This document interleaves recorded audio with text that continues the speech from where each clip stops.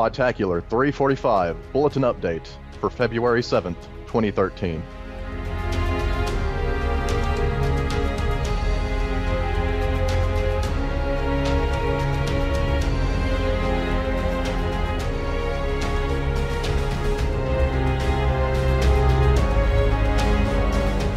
Hello everyone, welcome to Podtacular, the unofficial Halo Universe podcast. I'm your host, Duststorm. And I'm your other host, Brent Gamer. And we are back after a week to address another Waypoint Bulletin that has come out, and it has some nice juicy stuff that I think a lot of people are going to be happy with. More good matchmaking updates, and a few other ways to possibly participate in the future of Halo 4 matchmaking. Maybe. So, diving right into things, the Bulletin, it was actually released a little bit behind schedule. I think it actually came out this morning, even though it's slated to come out Wednesdays. Sometimes Jessica posts them a little late. She gets all excited and just can't stop writing sometimes. But despite that, we do have the Bulletin out, and we are here to talk about it today. Some of the first things that we see in the Bulletin is talking about some Spartan update stuff. Now, for those who have watched or have played through episode 8, you know things are already starting to get really, really good with Spartan Ops, and I've already seen the teaser for episode 9. I don't know if you've seen it yet, Brent, but oh my gosh, has Spartan Ops made the turn in the right direction. Yes, I've seen it. It's pretty cool. Pretty awesome. I'm kind of speechless with some of the stuff that's going on. I mean, we saw Halsey break into Roland through her secret code words. We've seen Prometheans board Infinity. We see Spartan Palmer finally shooting some Prometheans up. It's getting good all around. If you enjoy rising action, here it is. Just don't get disappointed if season 1 ends on a cliffhanger, because that's kind of the deal. I think it's going to, come to sort of a climax, at episode 10. Then you're going to get a cliffhanger, because developers love doing that. Yeah, and we already have heard from people like David Ellis who have said they're already anticipating working on a second season of Spartan Ops, so we definitely are, well, not definitely, we're pretty sure that a second season of Spartan Ops is in the works. Well, in my opinion, Spartan Ops is more successful than Halo 4 multiplayer is, as far as war games. I mean, look at how many people are praising Spartan Ops as opposed to how many people are just completely. I don't know. I see what it's not that they hate war games; they're just kind of jaded, I guess. It wasn't what they expected. It wasn't up to kind of the quality standard that they had going in. Yeah, well, this goes back to the whole discussion that we've had multiple times on this show, and there's other podcasts out there. I think just about every other podcast has discussed in one way or another how Halo 4 War Games is lacking in some kind of essential functionality that's just been in the Bungie Halo games with 343. Just with how new they are, they didn't have time to implement them, or they didn't do them quite as well. So that's just kind of one of those things where right now I think a lot of people are looking forward to the title update that's coming out in a couple of weeks, and hopefully those will bring a lot of big improvements people are looking for. And they'll probably give another jump to Halo 4 War Games. But I think one of the reasons why Spartan Ops is doing so well is 343 took time to really focus on the story of Halo 4, and that's where they've excelled at this game. Yeah, I mean, you get a bunch of Halo fans together and ask them to write a story. That's what they're going to work on. I mean, assuming that they got people who were narrative fans, who actually, it didn't necessarily like Halo for just the multiplayer. They were really into the canon and lore of that universe. You give them the free reign to do whatever they want in that universe, and they're going to take it and run with it. And 343 really did that, so I got to praise them for that. Got to give them some kudos. Mad props. Mad props. Word up, yo. Because it's fantastic. But, I like it. At first, the first couple episodes, they weren't really story driven. I get that they were trying to get this Spartan Ops universe set up so that they could do the cool stuff that they're doing in these later episodes, but I was a little bit worried about Spartan Ops, when it first came out. It was marginally fun, but it was kind of more of a distraction. People were still trying to figure out if they liked the new war games or not.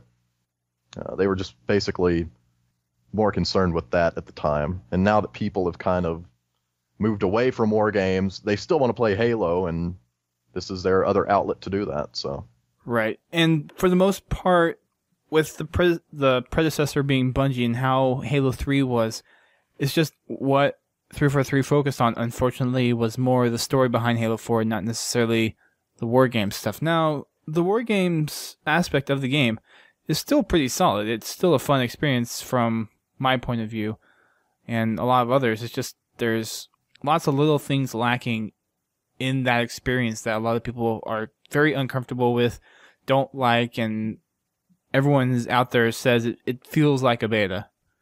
And those things will change over time. Yeah. I mean, they're going to improve on that stuff.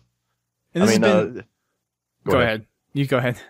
I mean, they can see their population numbers. I mean, they know when their population numbers are dropping at a substantial rate, then it's probably something that needs to be addressed. You know, there's some sort of underlying problem with war games that they need to go in and figure out how to make it an enjoyable experience for the majority of Halo players again. And I think a lot of this is going to play effect into the war games for Halo 5. They're going to take a lot of the lessons they learned from the mistakes they made and make sure they put more effort into focusing on the war games experience for the next title that comes out. Oh, yeah. I mean, assuming that they're not just completely belligerent and don't care about anything the community has to say about the experience or the critique that the community has, they're going to improve on Halo 5's wargame experience. I mean, it's going to be significantly better, in my opinion, than Halo 4's was when it first came out. Agreed. I mean, just by virtue of them having more experience. I mean, it's a natural thing. Practice makes perfect, and by then they would have had 2 years of experience with development. Right. And we definitely have seen how 343 has reacted to the community regarding Spartan Ops. We saw a lot of people really want to see a lot more dive into the fiction and a lot more involvement with the gameplay. And there were even direct comments about getting Palmer in more action sequences and actually seeing something. And we saw 343 kind of run with the ideas the community had, and they delivered on that experience. So it goes to suffice to say that what they're going to be able to do in Halo 4 with the multiplayer, they're going to try to do it to the best that they can and implement those fixes and updates. And then whatever they can't do, they're going to probably work extra hard to get it in there for Halo 5. I think that you will probably see a Halo 5 beta before Halo 5 comes out.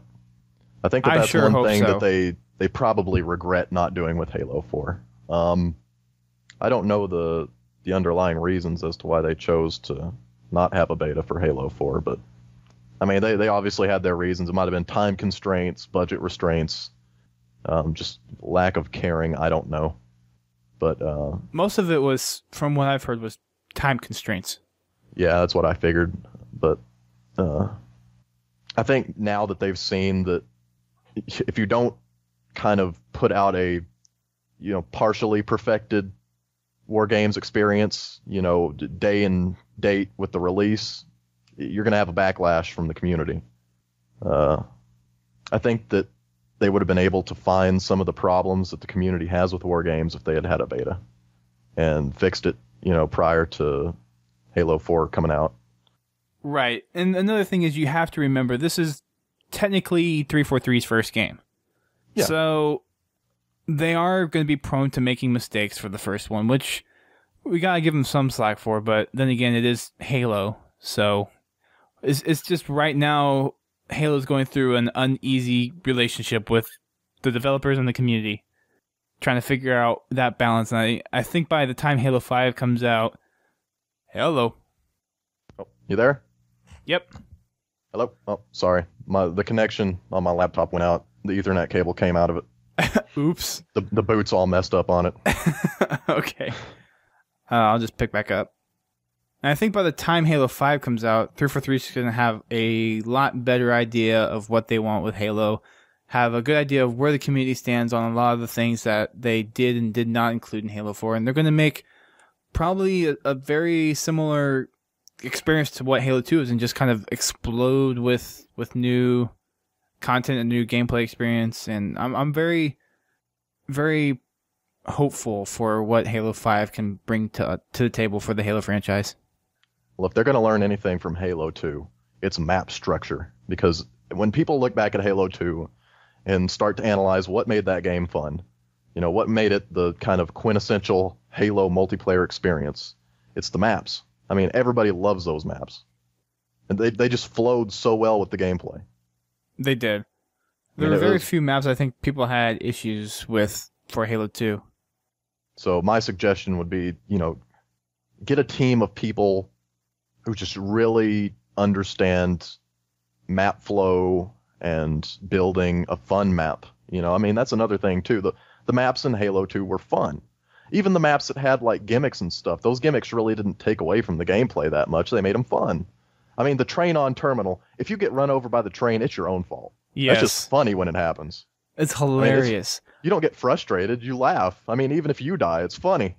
Yeah, they need to bring those kind of interactive parts back into the multiplayer experience. I mean, watching the Warthog, try to run across the bridge and just get nailed by the train, that's funny. That's hilarious. Yeah, exactly. Just bring stuff back like that. Bring back the gates that you had in containment. Those big old gates that made the huge, alarm sound when you'd open them. That was cool. And it didn't kill the map flow. It was just a tiny little thing that gave you a diversion to kind of go off and do to kind of... It was another way to play. Well, it enhanced the gameplay, really. Yeah. I mean, if it... That was an area on the map that you had to get to that was, usually undefended. But once you hit that button, everybody knows where you're at because they can hear the sound going off. So, I mean, you have to figure out, how to open the gate and then get out of there in time or actually go inside the gate. Usually you bring a Warthog with you on containment if you're going to go in. Right. That was one of my favorite maps, containment, for Halo 2. Yeah, it was great. Trying to think of some other little gimmicky things. Well, there was Relic, the teleporter that you had to turn on first. Yeah. That one wasn't as... I don't know. It was just a teleporter. Like, it was cool in a way, but...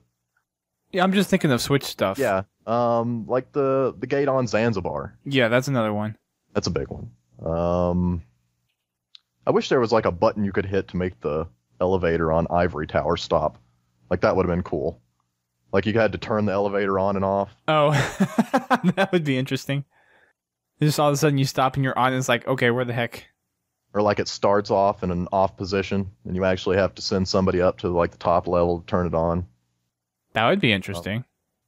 Waterworks had the stalactites. Yeah, those were interactive. I completely forgot about that. I never actually got a kill with it, but I think one time my Warthog got impaled by a stalagmite. See, I joined the Halo game too late, and I mainly played it on the PC when it was available. And there's other ones we're probably, completely forgetting that were huge, but just cool stuff like that. Come up with fun things to put in your maps. There was the rotating dish on Ascension. Yeah. Just little stuff, the stuff happening on the map that changes the map flow a little bit. It doesn't have to be drastic. It doesn't have to be like a hit this switch to win, I mean... Yeah, but it's just nice to have those little extra things in the game. Yeah. In map variety. Mm-hmm. Visually, like, I want to see different things in different maps. Well, and we've seen switches work. They even have in Halo 3. They had the doors on standoff. They had the gate on high ground. So they obviously work in Halo. Yeah. And apparently they thought that they were cool enough to work in Halo 3, after Halo 2. I mean, it wasn't something that they dropped from Halo 2 in Halo 3. Right.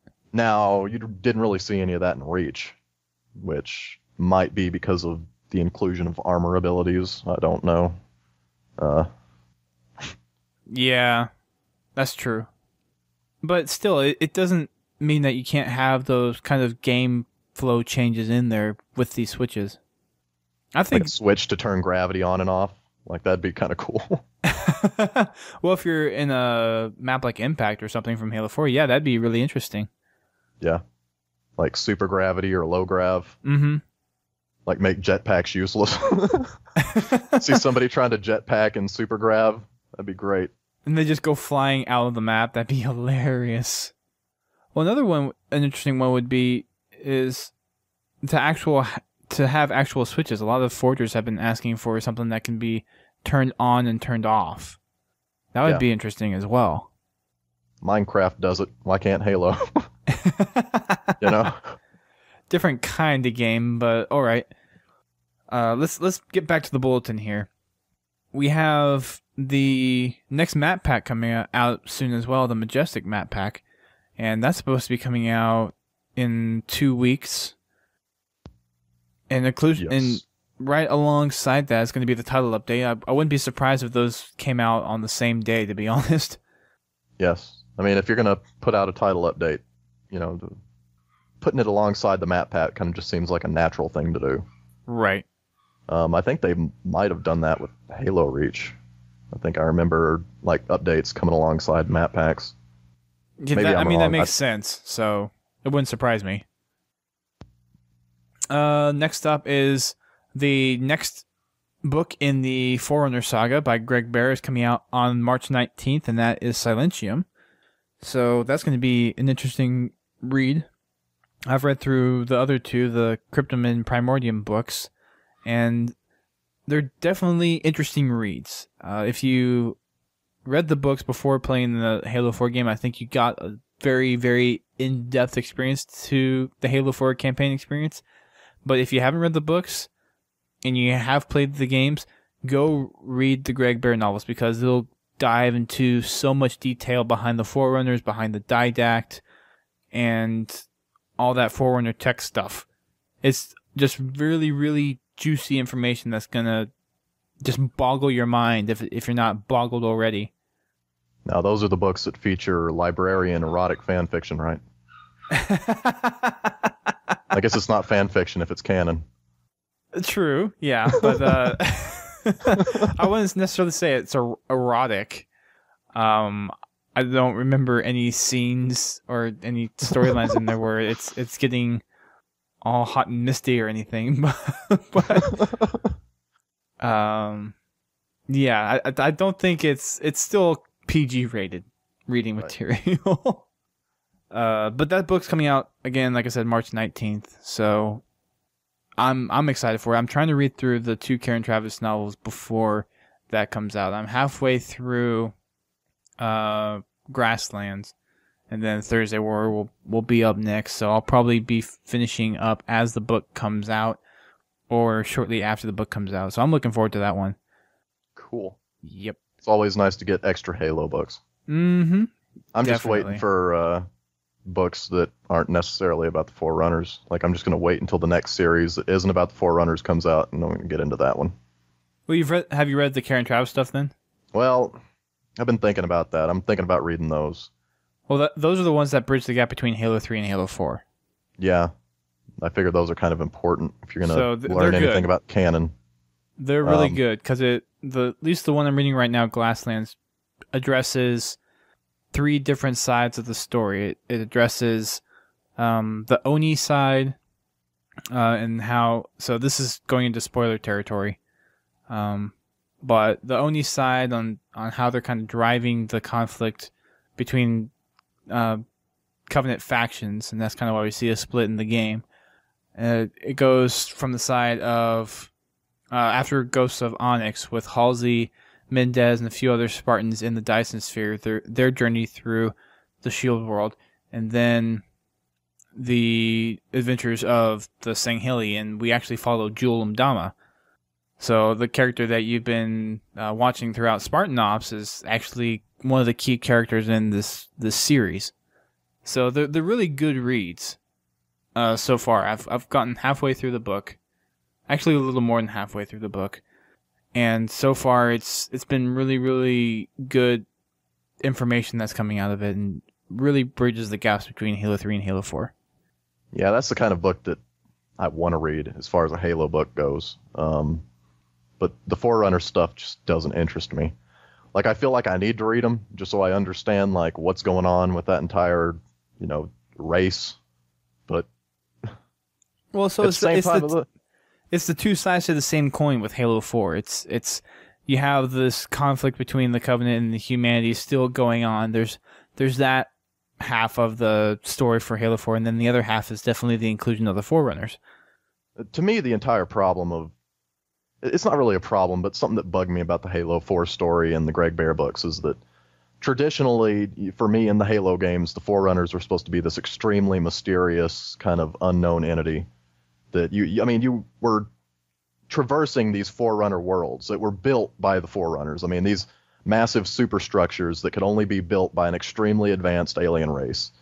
And there's this air of mystery about it. You know that they're super advanced, but you didn't really know what their society was about, except through these little kind of bits and pieces you'd get from the terminals in Halo 3. But they really didn't say anything about the Forerunners that much in Halo 1 and Halo 2 that I know of. No, and actually a lot of people have voiced their opinions about them revealing this much information about the Forerunners. For some people, like myself, it's really, really fascinating, and you know that saying when you learn, the more you know how much you don't know kind of thing? Yeah. So that's just kind of what it feels to me, is like we have this revelation of the Forerunners, and then reading the Greg Bear books, it's like, oh, this is so cool, and it's like, there's so much other stuff now that we don't know about. And then there's the flip side to that. Well, this was mysterious before, and now the mystery's kind of gone, and now I'm even more lost and confused. Well, I mean, for me, it was also like the speed at which they unveiled this, kind of Forerunner story. I mean, because all of a sudden you went from having very little information to 343 just bombarding you with it. You had. Yeah, so there's a lot of different, I think what a lot of people would say, issues with the delivery of the story, because from the content aspect of it, it wasn't too bad. It's just some of the stuff that we got exposed to, a lot of people feel that didn't quite match up with how it was revealed to the player. Yeah, well, I mean, there was a lot of discourse between what I think people thought the Forerunners were and then what they were revealed to be, in the canon. Everybody had their own kind of idea of the Forerunners playing through Halo. I mean, it was a subject of your own imagination. So, I mean, everybody probably imagined a different thing, and now they've shown what it really is, and people have this kind of disconnect. I wish they would have just been a little slower with kind of trickling down information about the Forerunners, kind of spread it out across this trilogy instead of just giving it all to me right now.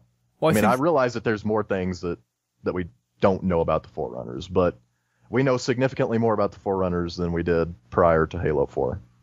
I think they're going to reveal so much information in the next two games, though, that they had to get so much out there, and that's unfortunate for how they had to deliver the game, but I feel that with some of the stuff that we're going to see down the road, they kind of had to do that. Now, granted, what I just said there may or may not be true come when the actual games come out, but depending on how deep 343 wants to dive into this story for the game, kind of determines how much information that they need to expose. So maybe what they exposed here is what they really needed to, and for some people it's just too much. And there's another argument going around where for a Halo game you can pretty much dive into it without knowing too much what happened in the external game fiction to know what's going on. And this is the first game that we've seen in the Halo franchise where unless you read the books, there's a lot of things that you're going to miss. And unless you're listening to a podcast like ours or the Waypoint Community Modcast or some other in-depth podcasts. I think, in a way, and I don't know this for sure, I don't have any insight into Bungie's development culture, but I think in a way they kind of resented the books. They had their own story that they wanted to tell with Halo. And I think I've said this before on the podcast, but they had their own story, and then they had the books, which were beholden to the authors that wrote them. So you have like Eric Nyland writing one thing, and then you have, the Bungie writing staff with a completely other vision, a completely different vision of what Halo was.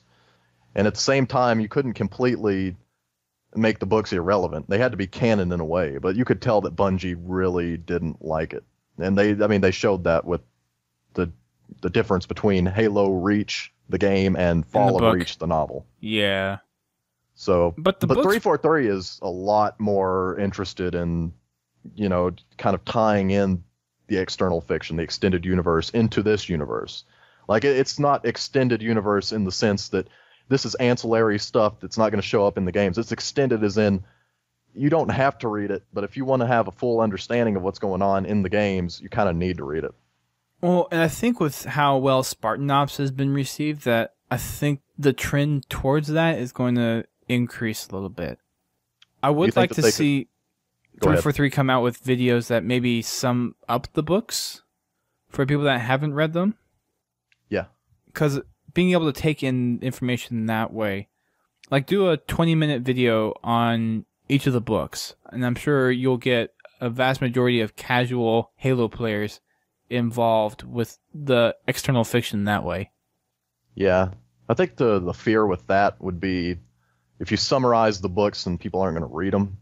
But I think that would be kind of a false fear. I think if you summarize it, people might get interested in the book and decide to buy it. If you give them a summary of events, I mean, that's a problem too, though. People don't like spoilers. But with the Halo universe, all of this stuff's already happened. I mean, the events of Halo 4 happen after Thursday War, right? In the Karen Travis novels. So, I mean, again? All of the events of Halo 4 happen after the Karen Travis novels, right? Right. So, I mean, all that stuff of those novels, essentially, if you've played Halo 4.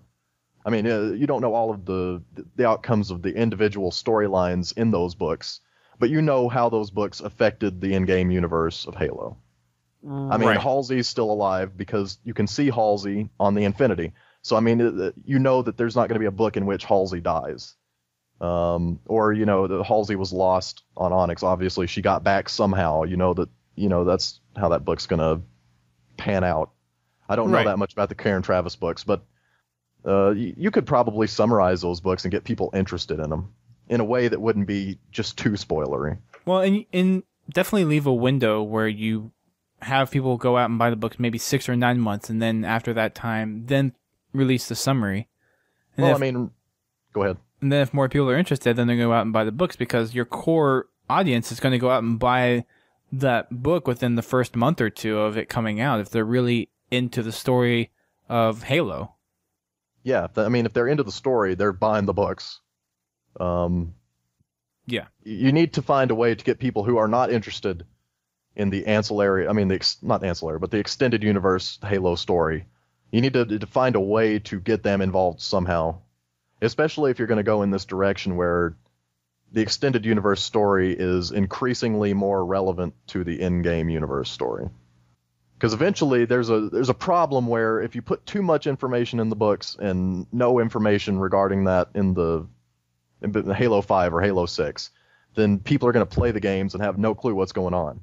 I mean, that was one complaint with Halo 4 that kind of came out of people, was they had no idea who the Didact is. Like, there's just random Forerunner character who wants to kill off humanity for whatever reason. Like, people, they have this disconnect between this, benevolent race that tried to destroy the greatest threat the universe ever faced. The galaxy had ever faced, with the Flood, and they built these, Pyrrhic victory Halo rings, and, killed themselves off to save the little bit of life that was still left in the galaxy. And now there's this Didact who turns out to be a giant dick, and he wants to kill off humanity, and all in the name of, the same kind of... preserving the mantle and everything. Humanity is not the Flood. Okay, they even showed that there was war between the ancient humans and the Forerunners, but they had a little bit of compassion for the humans even while they were destroying them. They finally understood that the humans were running from the Flood. They weren't a malevolent force; they were a frightened force, running for their lives. But you get this disconnect between the Forerunners, what you thought they were, and now there's this huge. If you didn't read the books, you wouldn't understand why the Didact's a dickhead. Right. Exactly. And that's one of the main issues that a lot of people have with the game. So I wouldn't see a summary thing being totally out of realm of what 343 can do. We saw the summary videos of what happened during all the games. Those came out on Waypoint shortly after Reach came out. Yeah. So who says that they can't do that same kind of style for the books? And heck, maybe it's something that we could do. We could do a video series on it. Or some community out there. They need to put out the books in a set like they did with the first 3 Halo books. I think that, like, you put out a set of paperbacks for, like, an extremely cheap price, people will buy them. I think they will once all 3 books of both trilogies come out. I think they'll do that. Yeah. So you get a set going. You put it out at a price that people cannot refuse. You know, you put it out on all. I mean, I assume that they're already on tablets and stuff. You can get it on Kindle. Yeah, there are probably already ebooks. Yeah. Yeah. So, Audible. I don't know. I mean, I know that they did Fall of Reach as an audiobook. I don't know if they've done the Karen Travis books. Yeah, I don't know about Audible. I enjoyed listening to audiobooks. I mean, it's pretty fun. It just doesn't work for me. Because I'll drift off, and by the time I finally come to, and it's like, oh, I'm listening to something. It depends on how. Yeah, I mean, if the dude who's talking has a very, like, a soothing voice, kind of a mellow lullaby voice while he's reading, you can really doze off. But that's why they need to get Steve Downs to do it. He'd be pretty great at reading audiobooks. That would be interesting. Or Steitzer. Jen Taylor? What book would you have Steitzer read? The Greg Bear books. I don't know why, but just the idea of Jeff Steitzer doing Forerunner voices is funny to me. You do have a point there. Yes, I can agree to that. I could see, I guess, Jen Taylor doing the Karen Travis ones.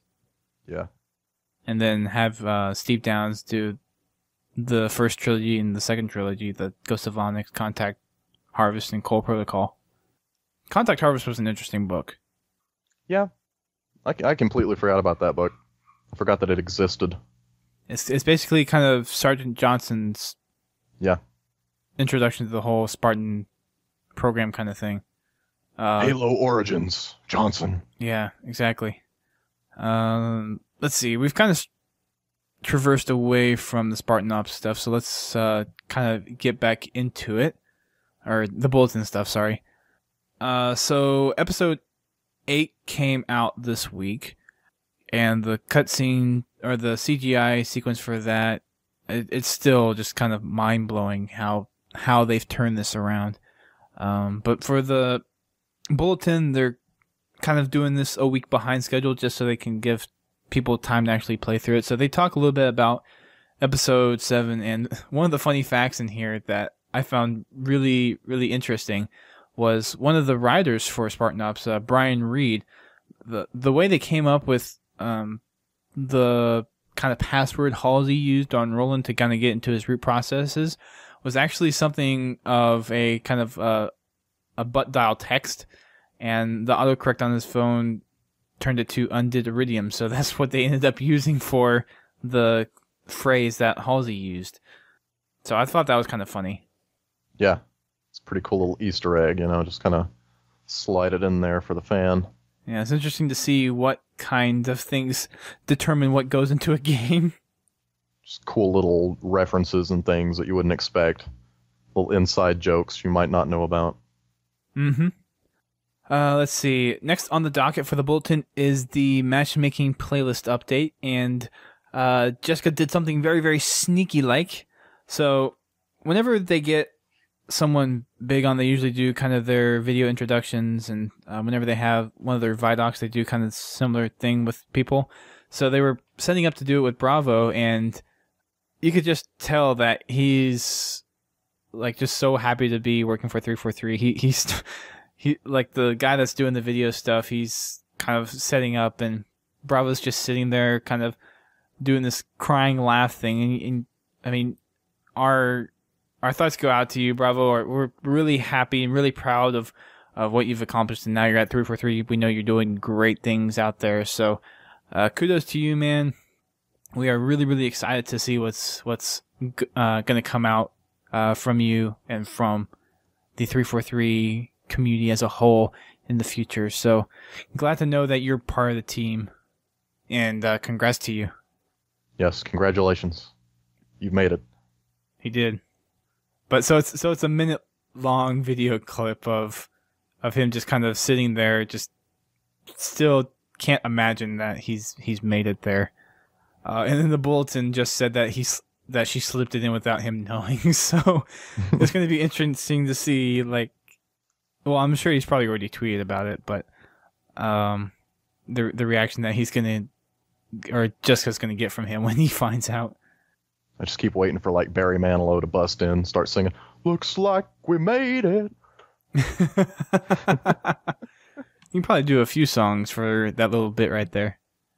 But to the War Games update. So we've actually been seeing Bravo post the War Games updates for the past 2 or 3 bulletins now. So he's been with 343 since December. It's just this is kind of his official introduction. But to kick that off, Team Snipers is making a comeback. It's back. It's back. So everyone who was sad to see it go, fear no more, because it is back and it has been refined and better than ever. We have the specific game type settings. So Team Snipers is still 4v4, still 60 kills. The loadout has been trimmed down to its bare minimum, where you have a sniper rifle, no instant respawn, no death cam, no motion tracker, unlimited ammo, time limit is 12 minutes, no personal ordnance, no grenades, and no ordnance drops. I'm assuming you still have a secondary. It doesn't say here specifically. But if you have a secondary, it's probably going to be a Magnum. If you have... Well, okay, I'm sorry. It says UNSC Sniper Rifle only, so I'm guessing it's not going to have any secondary. So I take that back. So that's going to be your Team Snipers game type. And in addition to that, they're reintroducing Shoddy Snipers. So this is a Halo classic. This, of course, is sniper rifle as your primary and shotgun as secondary. So you're either doing extreme long distance or extreme short distance fighting. And there's going to be grenades, and that's really the only difference, is that you have a shotgun and you have grenades. So this is... I remember a lot of fun games playing this in Halo 3 and a lot of very frustrating ones. So this is definitely kind of I think a Halo classic game type is Shoddy Snipes. In my experience, the shotgun has been almost, well, not completely useless, but I mean the emphasis is on the sniper rifle. Because even the sniper rifle has close range capabilities. I mean, you get 2 shots off in somebody's chest, they're going to die. And it's not that hard to get a no-scope in the chest. I mean, that's assuming that they don't actually know how to, no-scope. Some people get really good at that. So right. But still, the tracking on the sniper rifle, it's a lot harder to do. So that's why they have the Shoddy Snipes. And I could see it working really well with some of the smaller maps and with a lot of the maps that have kind of the altering terrain. So I could see it kind of effective on Abandoned. Grant, you have that whole... It depends on how they do the spawning in there. That'd be a big game changer for Team Snipers. But there's some other maps. Haven's going to be one of the ones in there. And then some Forge maps is also going to be introduced into that playlist.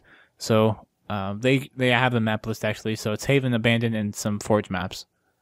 And in addition to Team Snipers coming back, they're introducing a new playlist, and it's called Team Objectives. I told you guys, I called this probably for the last month or so that they're going to do a Team Objective playlist, and they have come out and done it. What it's going to include is Team Regicide, Oddball, and King of the Hill. So I misjudged the Team Regicide and instead thought it was going to be Capture the Flag, but still a good combination of objective game types to put in the overall playlist. So that means that the Oddball playlist and the Regicide playlist, or Team Regicide playlist, sorry, are combining into this Team Objective playlist, and with King of the Hill being introduced back in as one of the game types that you can choose, and then taking one of the extra spots that those other 2 playlists dropped out is Team Snipers. So we're essentially not losing anything in this week's matchmaking update. But you're not gaining stockpile, so too bad. Well, there's no stockpile game type, so that'd be a little hard to do, I think. I was just trying to think of like a old game type that I marginally enjoyed that they just didn't include in Halo 4, and I'm like, Race. Stockpile. Race. I never really enjoyed Race that much. I know some people love it, but I just never appealed to me. I want them to put it in because I know people love it. Like, give the people what they want, but... Well, it's a lot more fun with customs. I'll just say it that way. And just about everybody out there wants race back. If you go around listening to the community as a whole, the one thing that everyone wants is race. That's kind of like the standout game type that everyone misses is race. So if there's a way that they can bring it back in, they're going to bring it back in. I strongly believe that. Yes. So, when do you think you'll see that? If they do put it in? If they put it in, I want to say we'll probably see it April, May timeframe. That would be my guess. It'd be funny if they put it out like the month before Halo 5 comes out. That would make no sense. That would be funny. Then they'd just be trolling you. Yeah, that'd be... At that point. That'd probably piss some people off, too. They'd probably turn some people away from playing Halo 5. But to be fair, Halo population always jumps up in the game that comes... Halo Reach was way more popular the month before Halo 4 came out than it was the prior 3 months. Well, yeah, because it's anticipation. It's gearing up for the release. Of course it's going to be more popular. Yeah. Yeah. My next call for a playlist kind of merge or migration would be big team objectives. So combining things like Dominion, Extraction, and possibly Capture the Flag. So that'd probably be my next call for like a merge of playlists. Yeah. Although I would like to see a veto option or reroll option be done for the voting. Because it worked well in Reach. It really did. Like, you were given the 3 options, and then you were given the option to veto that set and then give another set. I think that having the 2 sets is fine, but I still think that extra kind of veto round needs to be, if possible, implemented in Halo 4 for these combined playlists. Give people choice. The more things you put into the playlist, the more opportunity it is to roll a list of game types and, maps that people don't like. They want to play something else. I mean, you look back at Reach, there was times when you get, 3 sets that were just completely awful, and all of a sudden you'd see the none of the above map, everybody starts voting that. Yeah. So, I mean, that was a good way to gauge, like, what the community liked at the time, even. Like, you could definitely tell, like, the list comes up, you'll know instantly if everything was going to get vetoed. Yeah, because there's certain game types that just don't work well with some of the maps that were chosen for it. And some or they worked well, they just weren't fun. Or they got overplayed. Yeah.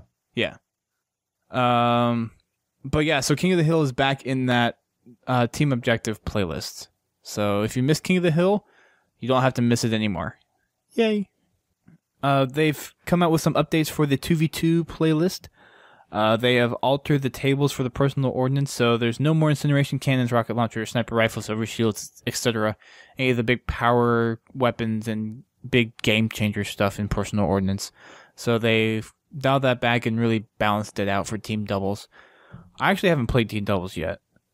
I find it a little bit more fun to play with a little bit more people than just 2. I know the competitive community is really into the team double stuff, and that's fine. I'm not a big doubles person. I'm a big team battle kind of guy. I've always enjoyed big team battle. I like the 4v4, and the big team is more fun, but I think when you get to the 4v4 and the 5v5, that's really when teamwork excels and is really kind of the star of the game. Yeah, because you have to deal with multiple people on your team that may or may not be competent enough to, they'll either help you ratchet your way up to victory, or they'll just completely pull you down and ruin your team. I mean, it's a good way to find out who has the better team if you have more people. There's more variables to deal with there. Right, and it's almost like 4 is that magic number. I mean, you get a big team battle game going. You get 8 people who know each other and have played with each other, know each other's gameplay styles, have good teamwork, good communication. Then you get like 8 randoms playing against them. The 8v or the team with the people who know each other is always going to win, like almost every single time. I don't remember ever going into BTB with a full team and losing very often. It must have been like a 95% win rate. Oh, I believe Because it. I believe it. the only time we lost was when we were going up against another team that, was similar to us, had people that knew each other. And actually talking to each other and all that. I mean, that's just natural. It's less of a big deal in 4v4. I mean, there's been times in 4v4 where I knew that. I mean, you would look at their gamer tags and MLG, blankety blank X, triple X, whatever, and they all had the same emblem. You could tell that they were playing with each other. But I was go in there with 3 randoms and we still beat them. Yeah, well, you get those kind of people sometimes that just work well with other people. Yeah. So, yeah. And sometimes people that play with each other just aren't very good. I mean, just because you're playing together with people doesn't necessarily mean you have good communication or that everybody's competent in the game or very true. Know how to work together. That's a big deal too. If everybody's going off Rambo, nobody's going to win. You can't have a team of 8 Rambos and expect to be efficient. No. I guess Slayer would be kind of the only game type that caters to that kind of thing, but even but in objective, it's completely different. Yeah. So, moving right along for the bulletin, there's the War Games feedback section in the forums now. So, they've had this open for a while. So, if you have any kind of suggestions or dislikes or likes about any of the playlist stuff or any of the game types that are currently in matchmaking, you can head over to this thread and post your feedback there, and I'll include a link in the show notes.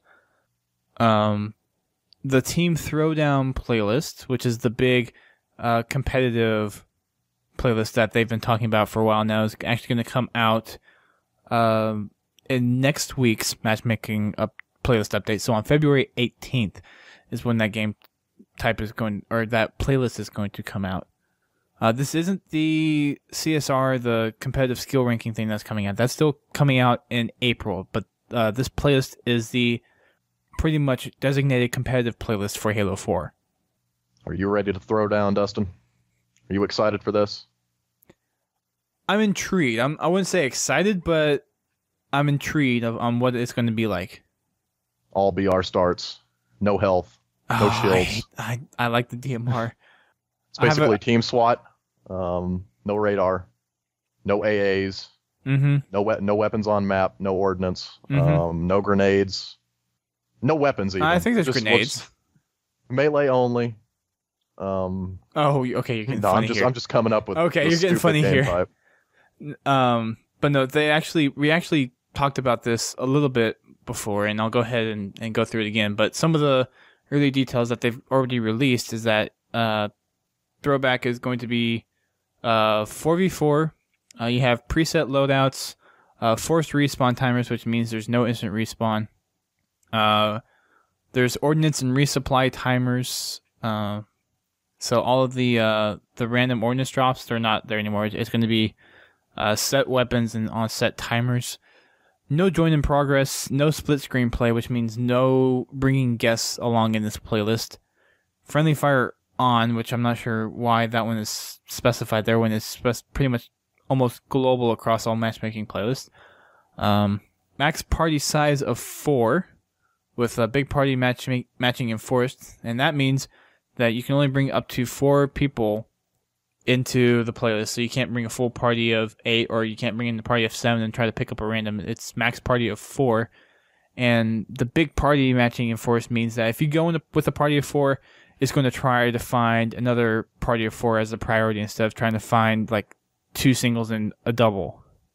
And that playlist is also going to have modified versions of Slayer, CTF, Extraction, and King of the Hill. Yes. So those are the details on that, and I'll include a link to that in the show notes as well. That forum post. Wow, it has 34 pages. Jeez. I'm still waiting on Team Action Sack. Team Fiesta. Yes. Once again. I actually needed to talk to Jess about that. Because when I was at my friend's bachelor party, it was basically a huge LAN party, and we tried some kind of wacky things. So we did 3 team capture the flag, 3 team extraction, and it was just a load of fun. A lot of the multi-team kind of stuff. I want to see them experiment with that. I want to see them experiment with multi-team game types. I want to see the community experimenting with custom game types. I mean, if you're disinterested in the things that 343's put out as far as matchmaking goes, just start some custom games. Make a game type that you enjoy and your friends are going to enjoy. I mean, I think we need to try to get the Halo community back into custom games. And I know that, I mean, they're still popular, but I think we need to start a new emphasis on custom games being a big deal again.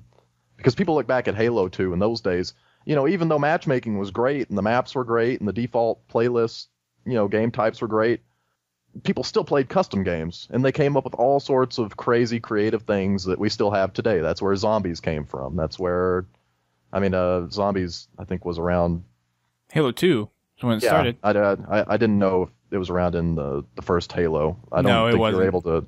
Were you able to change teams back then? I think that might have been the big impediment to that. I think you were allowed to change teams. Because that was how you did it in Halo 2. We didn't have the sword. Bad thing about Halo 2 zombies was the honor system. Because sometimes, but if you didn't change, you would just get kicked, so it wasn't that big of a deal. Yeah. Well, you didn't have swords in Halo 2 either, which is kind of one of the key components of... No, you did have swords in Halo 2. Sorry, Halo 1. Oh, yeah. Sorry. Trying to think of what you could have used. Yeah, I forget that the sword is part and parcel to that particular game type, and it wasn't around in Halo 1, you're right. So that was probably the big one. I mean, it came around in... I guess you could have zombies with shotguns, but that wouldn't work. Well, it wouldn't work as well. So there were lots of different variants of zombies that went around. It was like you could do SMGs, you could only do magnums. It was kind of a mixture of the two. Yeah, but the zombies almost always had sword. I don't remember a zombies game type not having a sword for zombies. I mean, the difference was between what the humans had. Yeah, the popular configuration for the humans was SMG and magnum for the humans, and then sword for the zombies. And you're right, it was a big honor system game too. But going back to what I was saying, we had a lot of cool things come out of Halo 2 customs. So I think that 343 needs to do something to kind of invigorate the customs community. I don't know what they would do, but just think of something, anything. Well, I think part of it is just kind of the feedback that we've gotten from the Forge communities on some of the features that just aren't quite there for some of the Forge stuff. So I've also heard some complaints about the custom game options. Yeah, just fix that stuff, that's going to reinvigorate the community. Well, so they can't fix the custom game stuff now. The options that are there are pretty much set at this point. But there's definitely a lot of little Forge things that having some afterthought, 343 really needs to make sure they fix for Halo 5. Yeah, just more options are always better, just in general. And I think another thing is, with how limited the hardware is for the Xbox 360, they could only just put so much in there for Halo 4. That I think with Halo 5, we're going to see a big jump in features and usability for the game. And that's one of the other reasons why I'm kind of really hoping to see or really looking forward to what they're going to put out for Halo 5, just because of the new hardware, the new capabilities that are at their fingertips. Well, according to rumors, you won't be able to sell Halo 5 back to GameStop for $3. Well, actually, there was an article recently. I hadn't read it. I was browsing through RSS feeds, and there was actually an article of saying why Microsoft wouldn't do that. I don't know. I think that they would do it. I think that Microsoft likes owning kind of the key to entry for just about everything. That kills LAN parties, though. Yeah. They don't, do they care? Well, so that was so that was Sony that was rumored to do that. That wasn't Microsoft. No, I'm saying I've read rumors that the Xbox 720 won't have physical game copies, or that they're going to severely underplay physical game copies and try to do most of their sales digitally. That way it'll undermine the used game market. I mean, you can't sell a digital game back to Microsoft. They're not going to buy it. So it'll... I think the way to do that, the best way to do that then, is to put the game on the marketplace the day the game gets released. or have it to where you can pre-order the game digitally through Xbox, and then when it gets released, when it actually turns 12 o'clock, it instantly starts to download on your console. That's the best way to do that. Like, keep the physical copies there, and everyone that wants to go to digital, that market is going to just naturally progress over to that side, and then GameStop is going to take the hit naturally anyways. Because right now, the on-demand game stuff, I think it waits at least a month before it comes out as being able to be downloaded. Like the Halo 4 on-demand, I think, came out, if it hasn't come out yet, it came out in the last week or so, or it's coming up here very, very soon. I think, and I know that they won't do it, but the one way you would make a digital distribution system, an exclusive digital distribution system work, would be to make the games cheaper on that system than they would be physically. I mean, right now you get a physical copy of a game for Agreed. $60. And, part Make them pay of for the that, disc part. you print the disc, you have to ship it out to stores, you have to, let the stores get their own cut, and pay the middleman. Profit on video games for stores isn't significant, but it's there. Yeah, so make the game $40 and make the hard copy $60. They won't do that. They don't want to devalue their games. So, I mean, at most you might see $55 games, digital. No, I it'd have wish to be they at did least for $10. 50. It'd have to be at least $10 for people to go for it. It'd have to be 50. 50 would be the sweet spot, but Microsoft, this is the same company that makes you pay $60 a year for what is essentially the same service that PSN gives you. I mean, there's differences. There's little, cross-game chat, parties, things like that. There's some pretty significant differences. I mean, the quality of the service compared to the PlayStation service, I've heard from users that use PlayStation and Xbox, and the functionality for Xbox Live, just it works a lot better. A paid service is always going to work a lot better than the free service. I'm saying, I've read those from people saying that too. At the same time, I've also read where people say that the service is not $60 worth of difference a year. I mean, I understand, but people don't feel like they're getting anything paying for Xbox Live, regardless of whether or not the service is better. As far as technically, I mean, I don't know anything about networking, stuff like that. I mean, I assume that there's better networking on Xbox Live than there is on PlayStation Network. I enjoy cross-game chat. I enjoy parties and stuff like that. At the same time, I don't feel like Microsoft... I don't feel like I'm getting a real value with Xbox Live Gold. And I've had arguments with people about this, but when you're charging me $60 a year, I have a PS3. I don't play it that often because Sony games, most of them don't intrigue me. I like RPGs. Like, there's a lot of JRPGs that come out on PS3 that don't come out on Xbox. That's what I play PS3 for. I don't play PS3 for multiplayer games, so I don't know anything about the networking. At the same time, when I turn my PS3 on, I don't get bombarded with, 15 different ads for Adele's new album, or, rocking, Shaun White skateboarding with Stride gum or whatever, just crazy, pointless, irrelevant ads for things that I don't care about that I have on my 360. You go through each blade on your 360 except for the Bing blade, which by itself is kind of a marketing ploy. And you have ads on just about every single blade of the Xbox Live dashboard. And they've done articles on Penny Arcade about how much money Microsoft makes off of those ads. And they're making money hand over fist on top of, people paying $60 a year for that. And PSN, yeah, there's a few ads. I mean, there's a ticker on the top of the cross media bar that kind of shows ads and things, but it's unobtrusive. It's a very simplistic looking minimalist UI. I enjoy that. I go into the Xbox Live dashboard. I can't pin things to where I want them to. And I want to be able to turn my Xbox on, have the important things all pinned up on that front page, no ads, because I'm already paying them $60 a year. If you want to put ads in your marketplace, that's fine. I understand ads being in your marketplaplace. PSN does that. Wii does that. The entire point of a marketplace is to show you things that you might want to buy. At the same time, Microsoft is forcing these ads that people may or may not find relevant on them every time they turn the system on.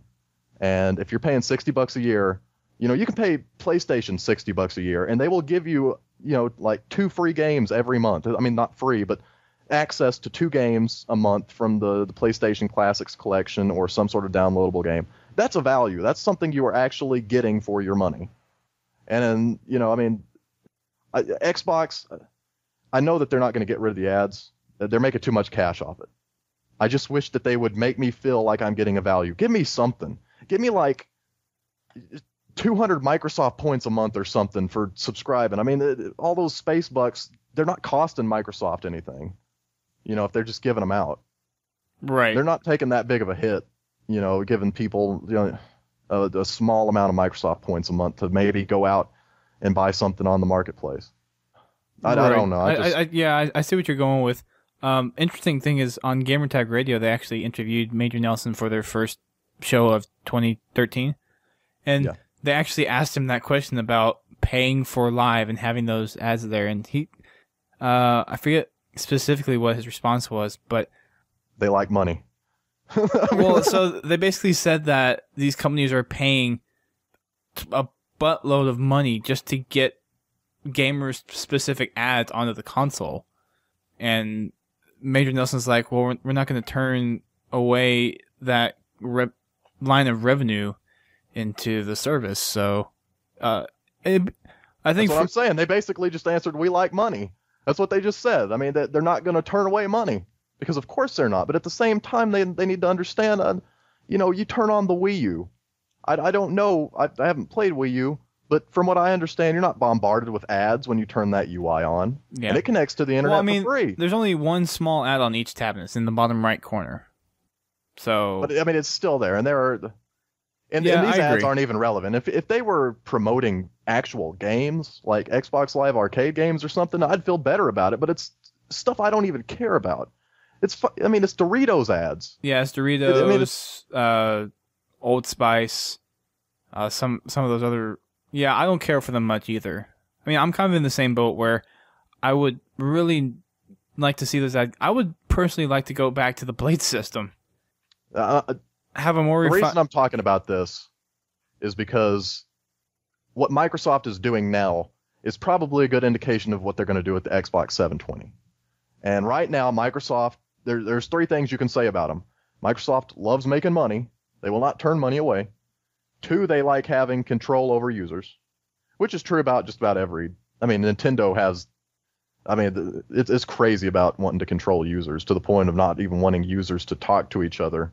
I mean, they've really kind of drugged their feet about in-game chat, and it's weird because the primary theory around that is that Nintendo doesn't want kids talking to pedophiles, and I go on to Xbox Live and there's a lot of vile things that kids say and even adults say. Yeah, but I haven't encountered a pedophile yet. Yeah, some of the more offensive people are the ones that are the kids. Yeah. It's like they're all smack talking, trying to act all big and tough. It's like, I mean, these are the kind of kids that would probably stab a pedophile in the neck if it tried to grab him. You know what I mean? You got pwned. I mean, yeah. It's like, take that! You just got beat by a 6-year-old. No scope. No scope. Oh, I fragged! I teabagged you. The pedophile might like that. No, it's. I'm gonna buy an Xbox 720. This is true, and the reason is because I love Halo. I think about it. If it weren't for Halo, I probably wouldn't own an Xbox. There just aren't that many exclusives that I enjoy on Xbox that would make me want to buy the system for it. I'd rather have a Wii U because I like all of Nintendo's first-party exclusives. But Halo means so much to me that I am willing to buy a system almost exclusively for that. And there are going to be games on 720 that are exclusive that I'll get excited about. I'm sure of it. But I think just the community, I really like the Xbox Live service compared to what I've heard people say between PS3 and Xbox Live. I'm willing to cough up the $5 a month to play on Live. Yeah, but I mean, at that point, there's a strong. I mean, you go onto NeoGAF or something, and I keep bringing NeoGAF up because that's where I go to kind of find what are gamers thinking about. Yeah, that's kind of the premium gamer forum is NeoGAF. So yeah, that makes total sense. What are they talking about? I mean, you go up there, And there are always debates about this on NeoGAF. I mean, whether or not Xbox Live is worth $60 a year. I mean, if you feel like you aren't getting gypped, then the $60 a year, I mean, if you're having fun with Xbox Live playing on there, then it's worth it to you, because otherwise you wouldn't be playing on Xbox Live. You either pay the piper or you don't play. I mean, that's how it goes. Microsoft makes you pay to play. So, I mean, if you're enjoying Halo multiplayer or any kind of multiplayer on Xbox and you're enjoying cross-game chat and stuff, then it's worth the $60 to you. But, you know, generally Sony fanboys, I mean, not fanboys, but Sony players, people, I mean, gamers who enjoy Sony products or Nintendo products are always complaining that, yeah, you're always going to get screwed over, because as long as you say that, yeah, I'm willing to pay the $5 a month, you know, even though I'm not really getting a whole lot of value out of it, even though Microsoft is basically just charging, I mean, for no reason. You're just paying the troll to go across the bridge. Well, let me also add in there were recent sales on eBay, Tiger Direct, and Amazon for discounted live for $30 and $40. So every year they have these sales. Every year you can plan for buying a year's worth of live for half the price. Oh, yeah. I mean, if you're a real... Like, I bought 3-year codes from Tiger Direct through eBay to renew my subscriptions whenever they come back around again. And I did the same thing last year, and I did the same thing before that. Yeah, if you're gonna buy Xbox Live Gold, the best way to do it is wait for sales and then stockpile. Because there's sales that come around. I mean, the big one is this one that comes around like the January, February timeframe. That's pretty much a yearly thing, and then there's ones that come around for Christmas time and all that good stuff. What's interesting is the fact that everybody is stockpiled, and the fact that this is never going to change. Xbox Live Gold is never going to be free. There is absolutely no practical reason to make it go free on Microsoft's part. There's no point from rational... And from an infrastructure standpoint, maintaining that kind of networking infrastructure for that kind of service, it takes money.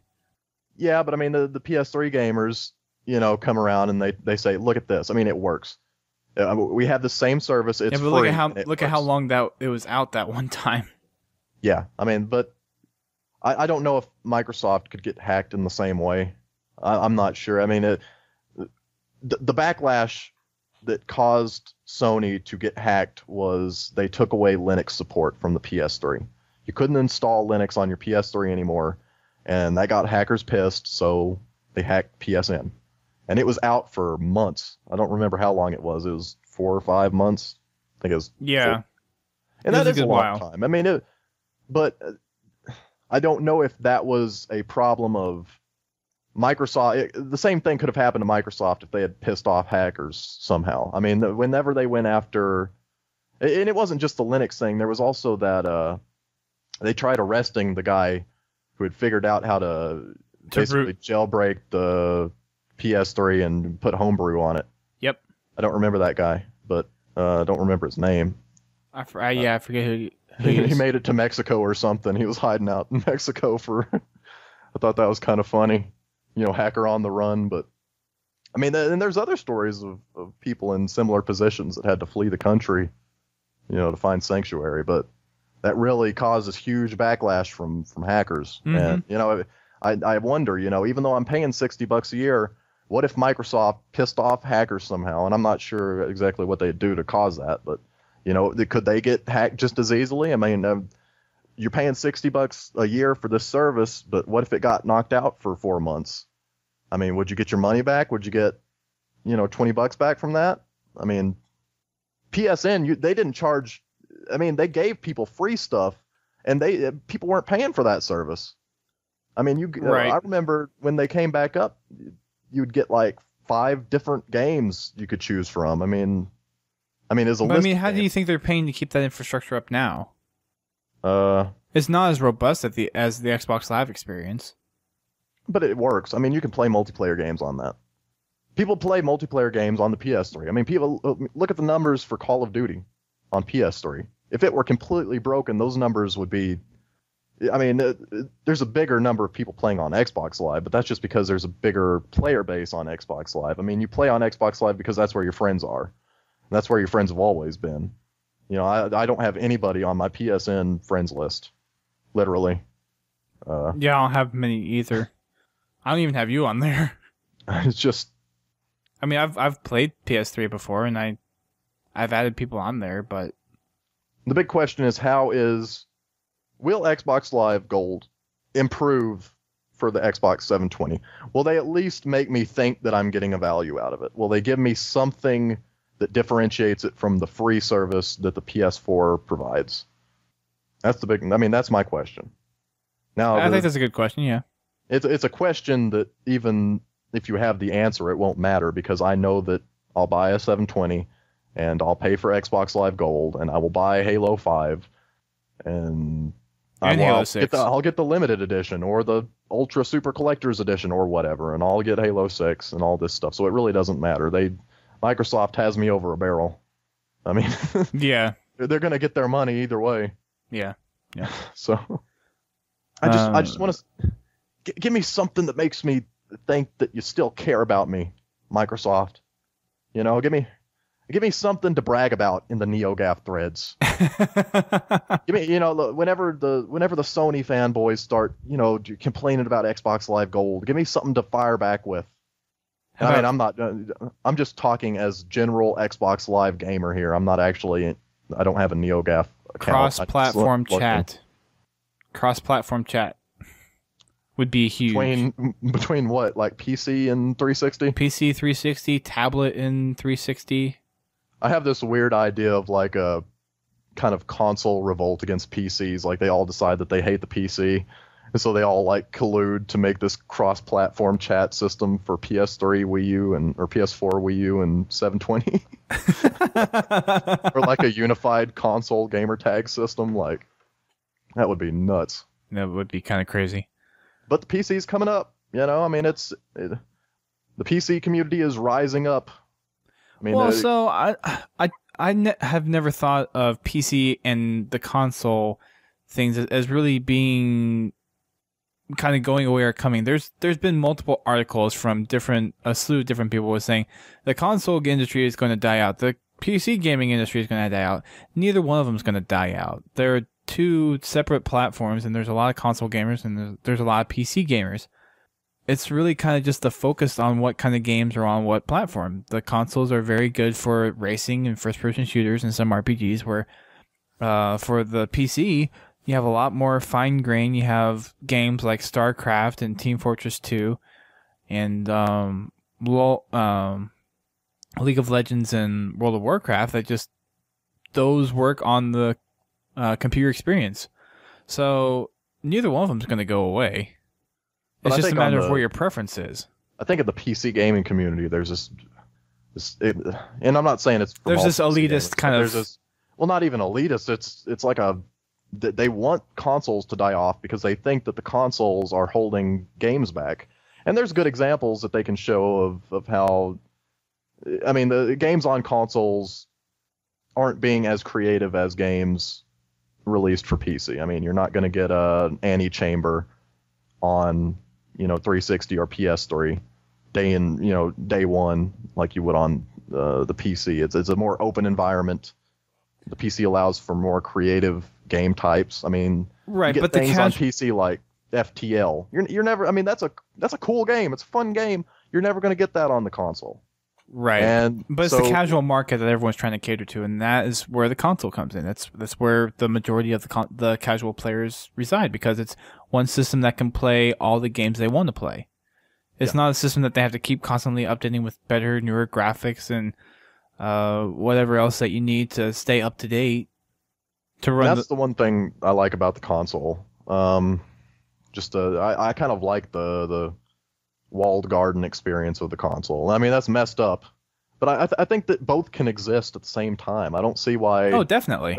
And I mean, the games are coming out on PC despite the console being existent. Just because consoles exist didn't stop Antichamber or Minecraft or any of these other games that people think of that could only exist on PC from coming out. Didn't stop them. Well, They and still on came out on the PC. right, and on the PC, you also have the ability to introduce mods into the game, and people have their own expressive creativity there as well. Like some of the mods that have come out for Skyrim, there's some pretty wicked things that come out for that, and the same thing for Minecraft. I mean, you have the Minecraft experience on Xbox now, but the experience on Xbox and the experience on the PC are going to be two separate experiences that are always going to be different, and that's completely fine.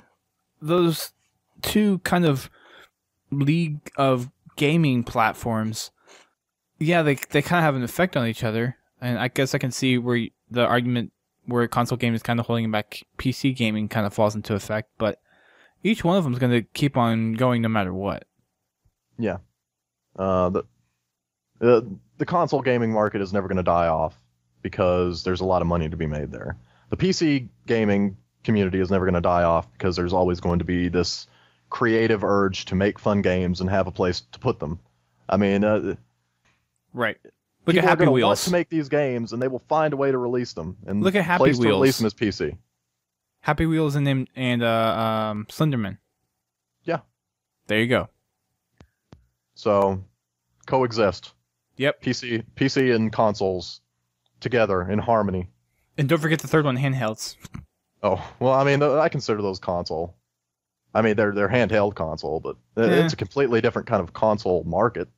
I enjoy the games that come out on handhelds generally better than the ones on, the big consoles for the TV. I think that they have more creative gameplay that, because there are limitations to, the graphical presentation and certain, size restrictions that you have just inherent to the handheld, that they have to come up with creative types of gameplay just to give you something to purchase it for. Mm-hmm. I mean, look at something like Fire Emblem Awakening, that kind of strategy, RPG, tactical thing. I mean, stuff like that really doesn't come out on the consoles, especially not kind of like a grid-based thing. And I like that gameplay. Yeah. So you get stuff like The World Ends With You. Like you couldn't do it on consoles because it needs a touchscreen at the bottom. Well, I guess you could do it on consoles, but I mean, it wouldn't be as cool. Yeah, I mean, it's a different market. Yeah. Let's get back to Halo, shall we? Yes. Well, I mean, it was kind of about Halo. It was about 360. It was. I'm not saying the fate of the 360, and I mean, Microsoft's fate is Halo's fate. They are intertwined. Yes, the Xbox would have died without Halo. Mm-hmm. Wouldn't have survived. If Halo hadn't have been released, there might not have been an Xbox 360. I think you could make a pretty good case that it wouldn't have become nearly as popular. Halo made the Xbox and therefore kind of led to the Xbox 360. Yeah. Let's see. To wrap up the bulletin, there's a couple of things about some Halo 4 campaign Easter eggs in here. So, of course, we've seen Easter eggs throughout the Halo games for a while now. We've seen all the way back to Halo 1, the very first Halo. We saw Easter eggs. So, Jessica's put a list together of some hints to a few Easter eggs, and they're pretty much going to be releasing hints to some Easter eggs throughout the next few bulletins, however long they want to go for. And these are all specifically campaign ones. But I guess they really want to show them off and have people find them, so they're putting out the hints. So if you don't want to be spoiled on any of these hints, then skip over this part of the bulletin and probably skip 5 minutes of this podcast. But the first one here is for the mission Requiem, and they break it down into what is it and where is it. So the what is it here is an appreciation of architecture and a return to nature. And where is it? It may be beautiful, but returning here is deadly. So this is on Requiem. I'm trying to think what the returning here is deadly part. What area would that be? Maybe a kill box? Something like you'd fly up there and die? Oh no, but an appreciation for architecture. I mean, it could be as early on as the crash Forward Unto Dawn, possibly. Yeah. That'd be my guess. I don't know. Next one is for Mission Forerunner. What is it? A deadly ambush waits for you. If you have the will to power through, kill them all. Your reward is great. Weapons to turn the tide of fate. Where is it? After the enemies rain from the sky, before the doorway through which you fly, you must return to the rock on which the ledge is by. Patience is a virtue, but your death is nigh. So this is on Forerunner. This is on the third mission. Interesting. Very cryptic. Patience is a virtue, but your death is nigh. You must return to the rock on which the ledge is by. This obviously has... I think this is the part before where you can pick up the Banshee on the second shield, or the shield emitter. That'd be my guess on where it is. Let's see. The last one is on Midnight, and that is... or what is it? A congenial sight. Where is it? Lost in the belly of the beast. And this is on Midnight. Very last level. So if you manage to find one of those, you can go post over in the bulletin discussion thread. They have a thread for each bulletin that they put out, and just says that if you're one of the first ones to find it, she may have a prize for you. Slap in the face. Yes, Angel will come to your house and slap you in the face. So yeah. So go out there, try and find them. By the time you listen to this, there's a possibility people might have found them all, but right now it doesn't look like people have really found it. Yeah, so from most of them, from briefly reading through the thread that's currently there, or before the show was we started recording, it looked like one person may have found one of them. It didn't seem like he was very sure, so it still seems like they're out there to be found. And these hints are only for a few of the Easter eggs available. They haven't hinted at all of the Easter eggs that they're going to hint at. Right, they're going to release more in future bulletin updates. So even if they find all of the ones they've already hinted at, you can still look for the ones that they haven't. Find them. Correct. It's a lot easier with the hints, obviously. Well, yeah. So, but I mean, you look back at the Halo 3 Easter egg, where people are trying to find the "I would have been your daddy" skull, and that one was crazy because you had to jump through the rings to the tone of the Halo theme, with each ring, symbolizing a different keynote. 4654534. Yes. So, but actually, people cheated at that. They looked it up in a hex editor, but that always disappointed me that people didn't find that on their lonesome. They didn't actually discover that in game. Well, what's the likeliness that people are going to be jumping through those hoops and go through all of those combinations? Well, I mean, it's possible. I guess if you were jumping through the rings and noticed that each ring had a different tone, you might try doing the Halo theme with that just to have fun with it. Like some idiot. I guess that makes sense. Yeah, I want to do the Halo theme with this. Yeah. Okay, you bring up a good point. Yeah. I don't know. Yeah. No, you bring up a good point. I'm saying they wouldn't have made it, a skull Easter egg if they didn't expect somebody to find it. Because I would have been your daddy's skull. It's an important skull to have. It unlocks a lot of funny stuff for AI to say. People love that egg. Yeah. No, it's good.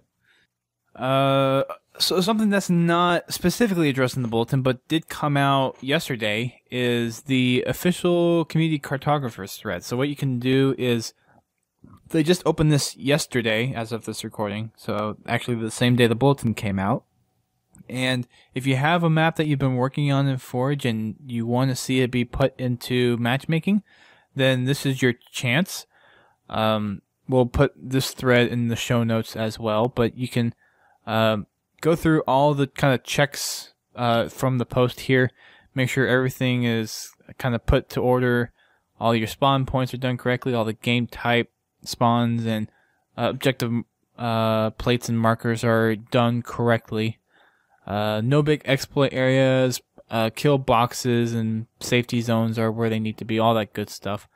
So we'll include that thread in the show notes, but it gives the community an opportunity to really post their maps out there, and hopefully we'll see some good stuff come from the community. I have very good feelings for this. Yeah. So there's that, and that wraps up the bulletin. So let's move on to a couple of submissions that we got in our mail bag. So the first one comes from Shadow, and it says, "Hello, Podtacular. Here's an easy question. What are your dislikes about Halo 4, and what would you like to have brought back from the previous Halo games into Halo 4? I don't have any dislikes about it, but I wish by now they could have at least put in some bots to play with.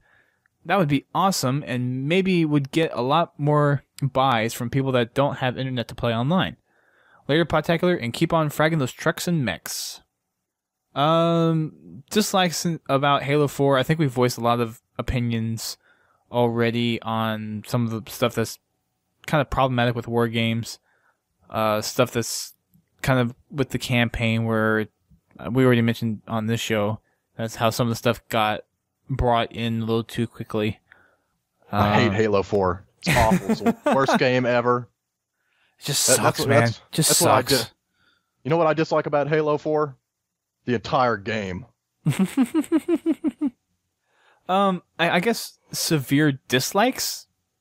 Other than the bolt shot in more games, I don't really have anything that's too pressing. For me personally, from bringing back stuff, for me would definitely be race. That would be one thing and I think they're going to bring that back. If they're going to try really hard to get that back in here. I would like to see, and we already talked about this earlier in this one too, the switches brought back. Yeah, I like switches. I like turning things on and off. I have a feeling we kind of already answered this question in previous podcasts a lot, and in this one. I would like to see, and I mentioned this on our last episode with Griffball Hub, I would like to see some kind of spectator mode for kind of like tournament play. Yeah. Even if it was restricted to just like LAN local connection only. Like it wouldn't not necessarily have an Xbox Live functionality. Also, please let us lower weapons in online games, just in customs. I mean, have it disabled in matchmaking, fine, but give people the ability to lower their frickin' weapons. Make it a toggle in the custom game in the game options if you need to, but make it available.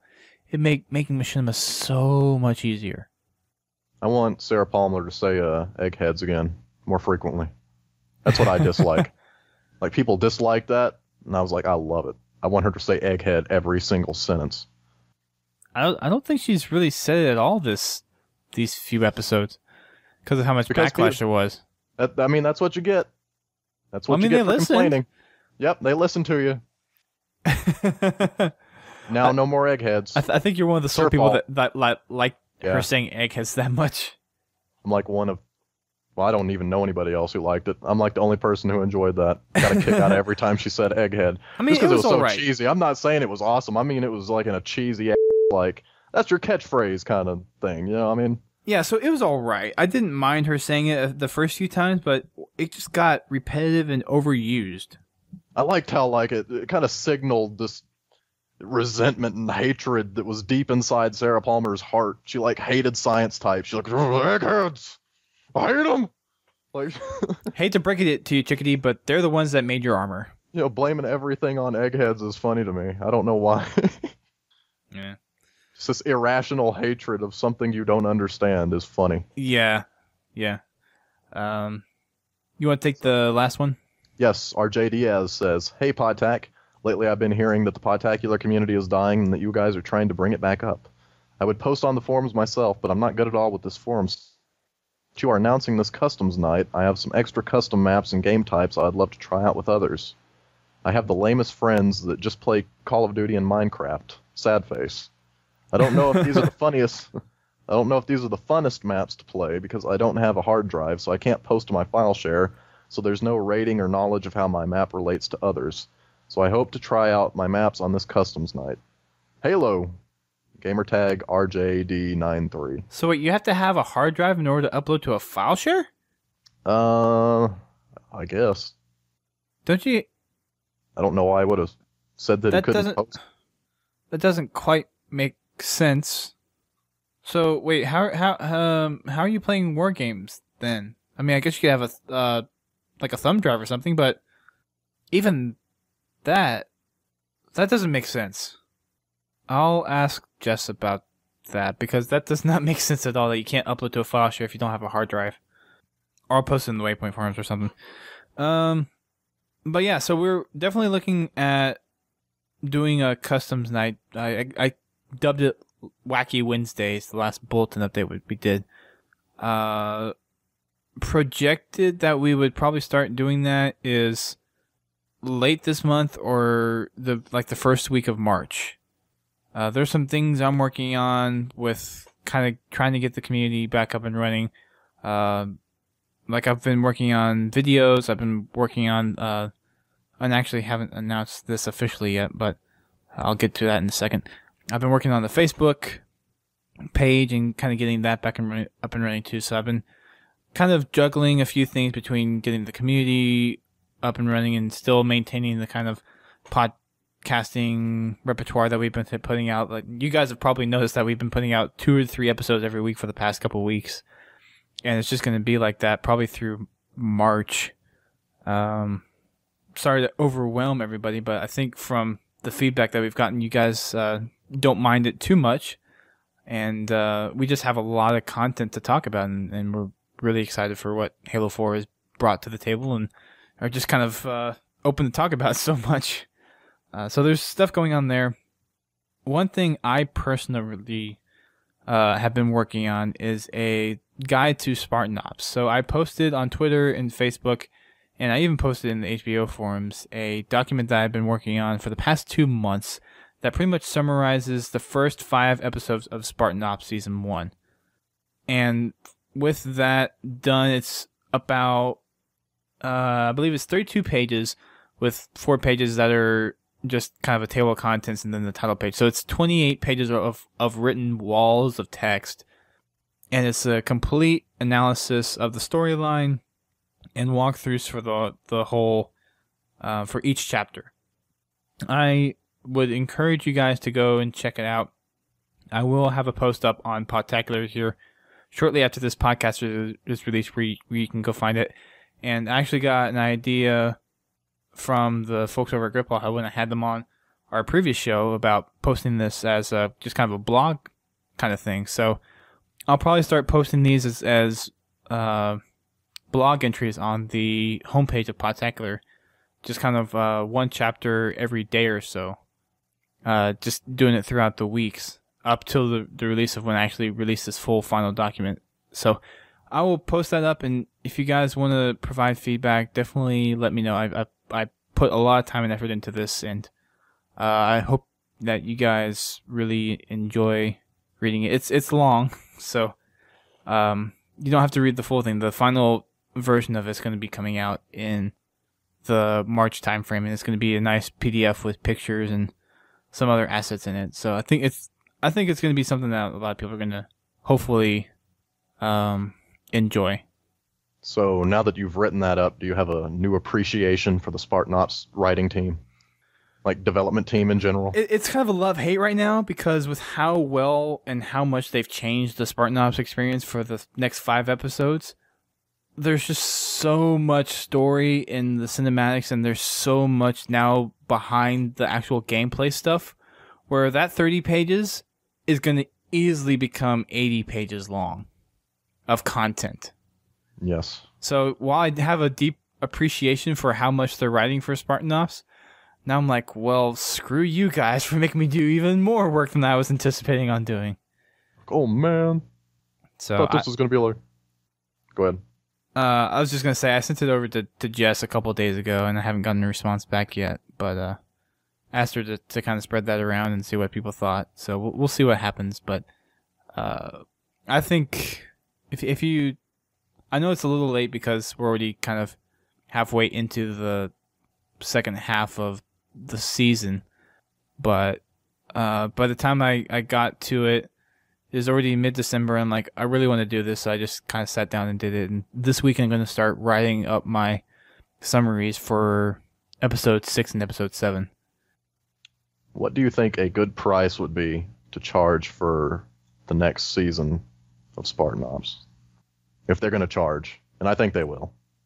I would pay $20 at least. Yeah. That seems like the sweet spot. 1,600 Microsoft points. Yeah, I would. Yeah, I would think that's the sweet spot is $20. I personally, with how much I'm liking it now, I would go 30. But I think for a lot of casual players, $20 is going to be the sweet spot for a season of Spartan Ops. Well, you'll also be paying for map packs too. You got to remember that. So, would this be included? Would the map packs be included in this price? Because then at that point, because I'm thinking just strictly Spartan Ops by itself. Spartan Ops by itself, a second season, I would pay $20 for. I think the way Spartan Ops is released, it wouldn't. Because I mean, by the time Spartan Ops ends, they would have released how many map packs? 2. Like 2. So. Or we're supposed to have another map pack come out in May. And I don't think a second season of Spartan Ops is going to be turned around that quickly. It might, but I doubt it. I would buy a bundle package of like one season of Spartan Ops, and then like the next three more map packs. Yeah, well, not even 3. I mean, that'd probably be too much because. Well, what if maybe 2? I mean, I wish they'd give me 3 map packs in a bundle, but. But what if they do something like a Halo 2 remake, and they introduce like 9 maps from like 9 classic Halo 2 maps into the mix? Yeah, and tie the new Spartan Ops season to that. That'd be great. That'd be interesting. You get a season of Spartan Ops. You get Halo 2 Anniversary. Because I could see containment being used in Spartan Ops. Yeah. Yeah. That'd be awesome. Spartan Ops on your favorite Halo 2 maps. Yeah. It's like Spartan Ops on Terminal or something. That'd be funny. Trying to think of what else would be good for Spartan Ops. I don't want to say Waterworks. Have to be the bigger maps. Yeah. So. We'll save that for another. Yeah, we'll think about show. it. But I mean, they're not going to do that anyway. I mean, this is just a fantasy. We'd be speculating on something that is complete fantasy to begin with. Yeah. Well, I mean, the possibility of a Halo 2 remake. I mean, there's rumors everywhere, so it's not completely outside the realm of possibility. But I'm saying I don't think they'll put Spartan Ops missions in Halo 2 maps. No, I highly doubt it. Yeah. I totally expect Halo 2 Anniversary to be released. There's just too much money to be made there. Yeah. There's no reason to not do it. I mean, all the development has been done. You have the story, you have all of the set pieces, you have all of the geometry and stuff. I mean, there's work to be done in remastering all of that for HD. Mm-hmm. But, I mean, as far as all that other stuff goes, there's no development in it. It's just money to be made. Yeah, well, there's a little bit of development to be made in it. Well, I mean, yeah, there's obviously going to be development, but I'm saying they're not nearly as much. I mean, they are not going to spend the same time developing Halo 2 Anniversary as they did developing Halo 2 initially. Because that had to go through concept. You know, they had to figure out exactly how they wanted all of, these pieces of architecture placed, which missions they wanted you to do, what they were going to cut. All of that stuff's out there. All they got to do is remaster it. Right. I'm not saying it's going to be an easy task, but there's a lot of money to be made. Right. You can even outsource it. You don't have to have 343 remake it. I mean, that's what they did with Halo Anniversary. Yeah, that's true. All right. Get Certain Affinity on it. They're bored. All right. Well, that wraps up this show, guys. Thank you for tuning in. As always, you can check us out at our website, podtacular.com. And if you have any questions or comments or feedback about any of the stuff that we talked about, or want to kind of submit any tale that you have, or custom games that you've been working on, maps that you've been forging, or any Halo news that you want to share with the rest of the community, be sure to drop us a line at submissions@podtacular.com. You can check us out on Facebook, Twitter, YouTube, and a couple other places. We're kind of spread out everywhere throughout the various communities. And I'm trying to branch out as part of the kind of the community revival effort as well. We have our voicemail back up. Still haven't received a phone call from anybody. Still waiting. If you want to leave us a voicemail, you can leave it at 240-200-HALO. That's 240-200-4256. It does have the standard 4 rings still there, but it will flip over to voicemail, and you can leave your message there. Please try to keep it under 2 minutes with a target of about 90 seconds. That's kind of the ideal message for us to play on the show. So when we do get one, we will play it on our regular Bulletin Update show. Yay.